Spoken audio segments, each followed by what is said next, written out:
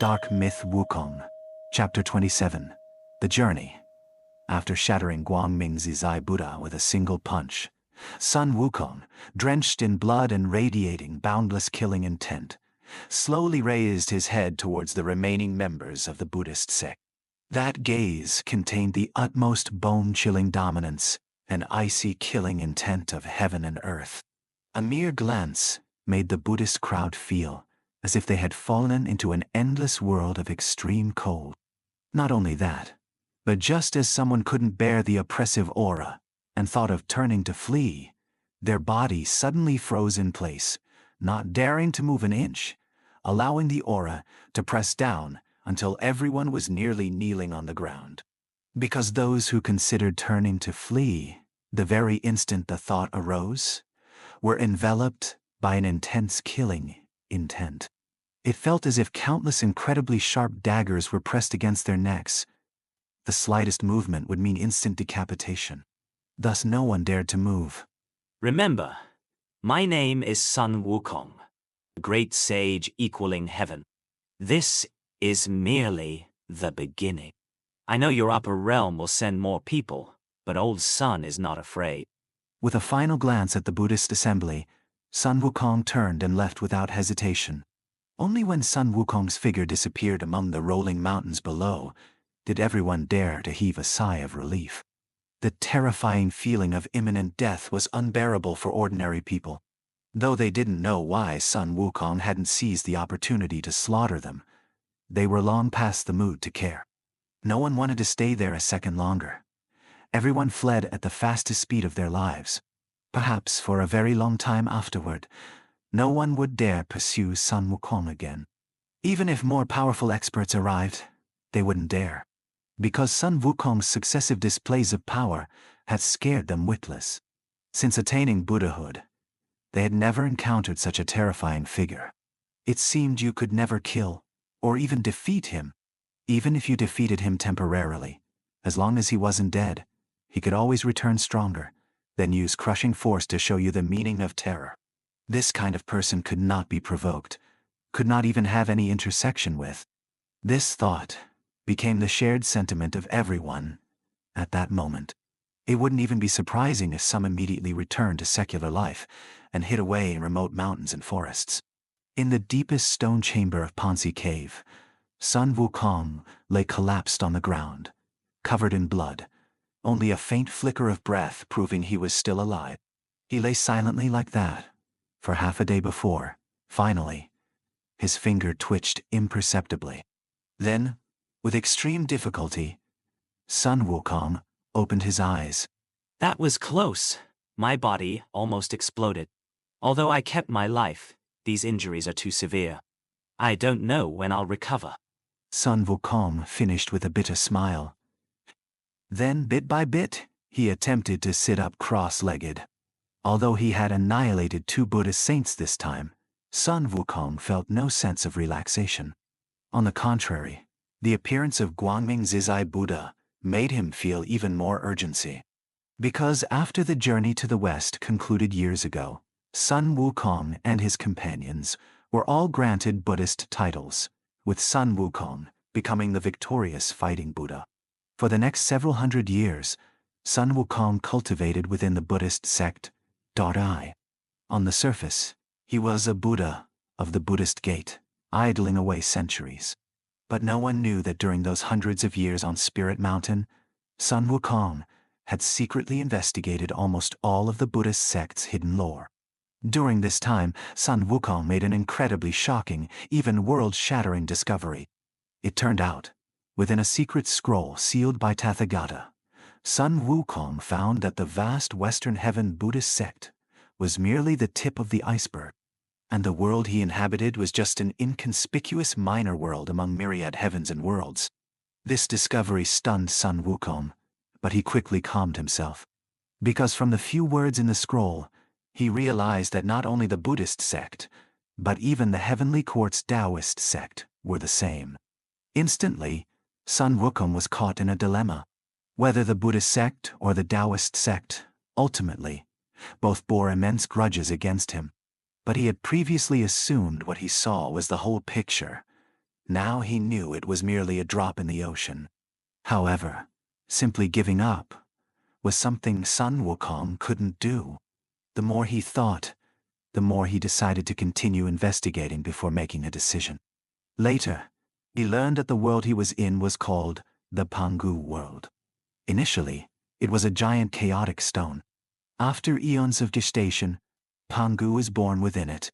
After Pangu's birth, he propped up the sky and stepped on the earth. And after another eon, the world took its present form. Whenever a new world is born in this universe, the powers residing in the central universe, the Primordial Ancient World, become aware of it. When they learned that only a minor world had been born, each major power in the Primordial Ancient World sent a few individuals to develop it. Because the world was too weak, the powers sent only a few disciples and paid it no further attention, merely sending a message every 10,000 years to inquire about the situation. After the first 10,000 years, the news came back that the first being born this world was named Pangu. But Pangu had already merged his body with the Dao, becoming one with the entire world. Therefore, they decided to name this minor world the Pangu World. Although in the eyes of these great powers, Pangu's strength was negligible, his spirit of merging with the Tao was still considered grand. That's why they named a world after him. The individuals sent by these great powers were, respectively, Nüwa of the demon race, Hongjun of the Daoist sect, Fuxi of the human race, and Krakukanda Buddha of the Buddhist sect. Other smaller forces weren't worth mentioning. These figures, considered great deities in the Pangu world, began to enlighten the myriad creatures and establish their own sects. After another 17,500 kalpas, the current world structure emerged. The great deities from before had either fallen or merged with the Tao, disappearing entirely. Although some figures with profound magical power emerged later, they were merely fleeting existences. Furthermore, there was a most crucial point. Whether the Buddhist or Taoist sects, a secret order was passed down from the Primordial Ancient World. The various powers could conflict and wage war, but the complete annihilation of one faction by another was absolutely forbidden. Although the Pangu world was a minor world, and the powers above wouldn't pay too much attention, if one faction was completely destroyed by another, it was something the great powers of the Primordial Ancient World absolutely could not tolerate. To them, it was no different than being slapped hard across the face. Sun Wukong also discovered that the heavenly court was not originally managed by the Taoists, but by the demon race leaders, Dong Huang Tai and Di Yun. Under them were the demon master Kun Peng and the 10 great demon generals, an unstoppable force. But later, for unknown reasons, internal strife occurred, allowing the Taoists to seize the opportunity and take over the heavenly court in one fell swoop. From then on, the demon race declined, unable to recover. Yet, even so, the Taoists did not exterminate the demon race entirely, only killing some leaders. The remaining demons were all expelled to the 4 great continents of the lower realm. Although these revelations angered Sun Wukong immensely, he shrewdly detected a useful piece of information.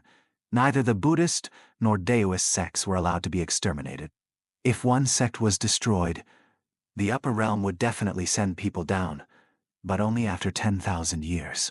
And the maximum energy capacity the Pangu world could contain was only that of a peak saint. 10,000 years.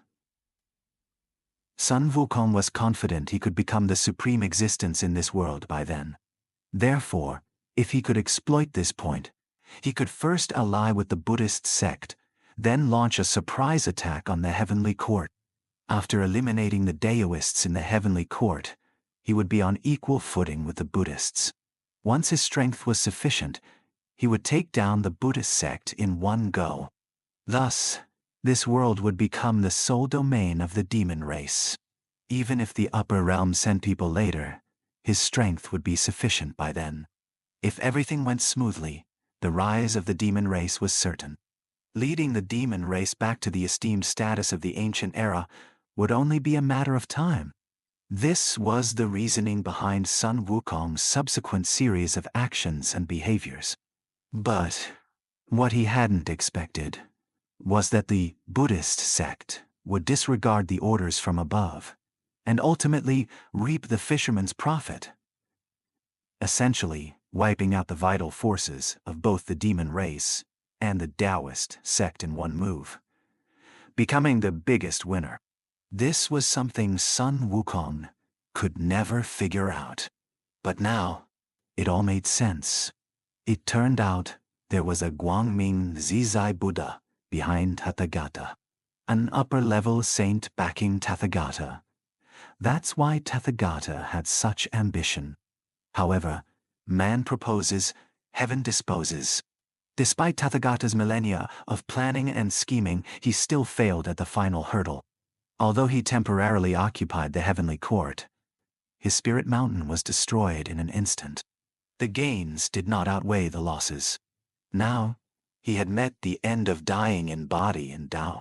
Sun Wukong's next task was to recover from his injuries as quickly as possible, then search for the remaining 3 Nüwa divine stones. Finally, he would fuse the power of all 5 divine stones to reach the level of a peak saint. That would be the time for the demon race to rise again. As for the heavenly court, letting the Buddhists keep it temporarily didn't matter. Just as Sun Wukong was contemplating, feeling the path ahead was bright, he heard a loud bang, followed by a resonant voice echoing. Old pig is alive again.